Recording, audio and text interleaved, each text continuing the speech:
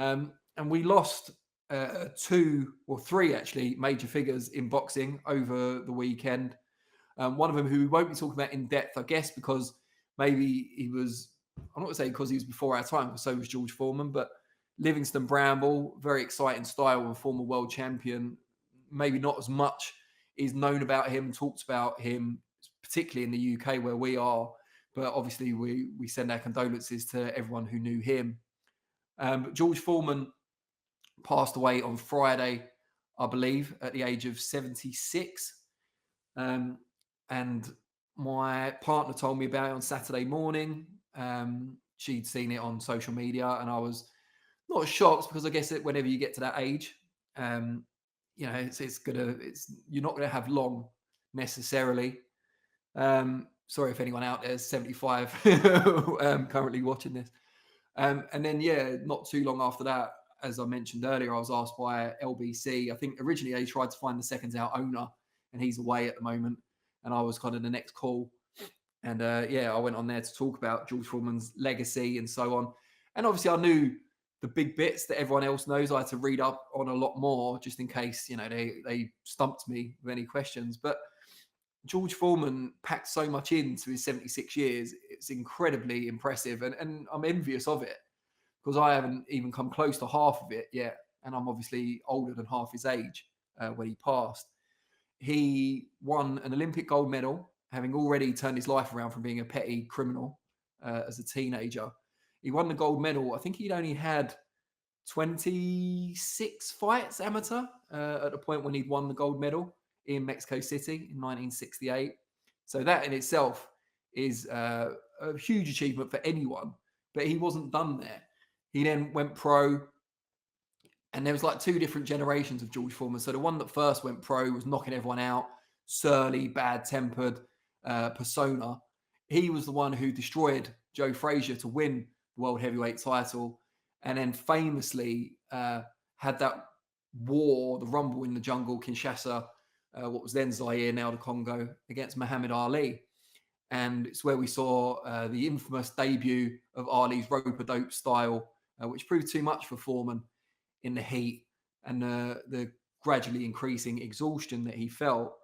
But the flip side of that, and I said this, I think, on LBC, was that I was so glad that Foreman came back because obviously after the Ali loss, he had a few, won some, lost some, and eventually decided to retire and become an ordained minister and spread the word of God that way. But what really made me happy about his comeback was the fact that if he hadn't come back, and we'll talk about what happened after the 10 years out of sport in a minute, he would have always been remembered as the loser as one of the greatest fights in history. And obviously there's no shame there. He's lost to an absolute legend in a huge spectacle. But that would have been the key point that people would raise whenever George Foreman's name was mentioned. But he wasn't done yet, far from it. He came back. He had a couple of world title shots at heavyweight once he built his way back up. And his main reason for coming back was that he thought his prominence as a boxer and he would be able to spread the word of God, which was incredibly important to him and remained so until his passing. So he lost, I think, who was it he lost? He lost to Evander Holyfield first and then Tommy Morrison. And I think people were calling for him to make his second retirement, although he never officially retired the first time, I should say. And he bumped into Michael Moorer. And obviously there was loads of clips going around of the ending of this fight, or the highlights as well on social media over the last couple of days, as you would expect.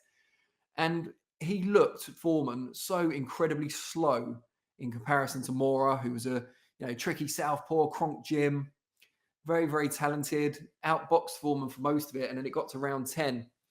And George landed what looked like a pretty innocuous right hand, which put Moorer back onto his heels, and then followed up with a really short right hand to follow, a clubbing blow, I think it's how it's usually described, and just completely finished Moorer. Just one of the most memorable knockouts in heavyweight history. And it made Foreman a record breaker. It made him the oldest man to win the world heavyweight title, the oldest holder of the world heavyweight title a year later. And it kind of fizzled out after that, but he'd already secured his place in history, not once, but twice. I mean, imagine even doing it once. So that was incredibly impressive. And then if all that wasn't enough, he continued to spread the word of the Lord after his retirement. He went on to be a really respected color commentator as well. I think that was on HBO. And perhaps most famously of all, and crossing over from the boxing sphere, he put his name to the George Foreman grill, the was it lean mean grilling machine, which I haven't got one. I've got to say, although I have been in shared houses before where someone's had one. I don't know if they're any good or not, but it doesn't really matter. He made, I think it was $138 million from selling the commercial rights. So even right up until the end of his life, he was still achieving. He was still breaking new ground. I think there's a lesson there for everyone. I feel like I've talked for absolutely ages, but Eamon, what's your view on George Foreman and his passing? What are your memories of him? No, I mean, Danny, you basically said as good as I could probably give, or actually a lot better than I could probably give on Foreman's passing. I think a little bit more difficult for myself, having George would obviously have been more of a figure outside of my time in boxing, and I don't think I was even born when using the Josh Hart excuse here, when Foreman was in his pump or had obviously retired from the sport as well too. But I mean, George always come across as a really kind of lovable, affable type of character, and I think the best way to kind of describe with George is a lot of fighters try to emulate styles in boxing, and with heavyweight boxing, a lot of fighters they want to be renowned as Ali, and they'll try some of the Ali tricks, and some of them like, try and come in as like Mike Tyson and get down low and look for the knockouts and roll forward and try to have that aggressive sort of style, but no one can really, or no one's really got close to emulating what George Foreman brought to the ring, both in terms of his stature, physical prowess, the punch power, the resistance that he had. It's all a package that I think is completely unique. And although he won't be revered as high as maybe Ali will be revered, he's still revered and feared uh, and respected for what he achieved and the skill set he brought in the ring because of just how much of a I think these days we call him like a natural freak. He was in terms of just a genetic sportsman. So he was able to really kind of harness that, and that's what took him, I think, to winning a world title in his elder years. Um, and that's a record that still stands to this day, and it's a record that people want to break. I think Klitschko wants to come back and break it, and we'll see how tough that is to break because it's a young pond you're swimming in now, and George was able to do it, like I said, because of his natural gifts. And I think we'll see the same. I think we'll see the record still stand because it's such a difficult task to achieve, and that's what won't be emulated. That style won't be emulated. I feel he's completely unique in that sort of way, and he was, I think, in his later years. I sort of half said, and I said it to Wally. It seemed like to me you didn't really see him too much in amongst the boxing events. He was doing commentary, I think, for a while. Yeah, he enjoyed that. He excelled at that.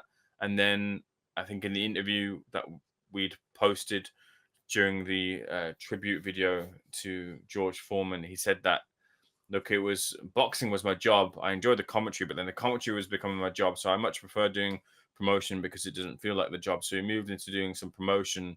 But then after that, I think he really kind of bedded into his life outside of boxing. Maybe you could go as far to say like shed that boxing skin and wanted to embrace that religious and pastoral life that he was leading back home and locally. So you didn't see him too much at events, but look, I think he remembered for his brilliant achievements, which will take some beating to or take some emulating, and then for his just gentle nature in amongst being such a giant in this sport.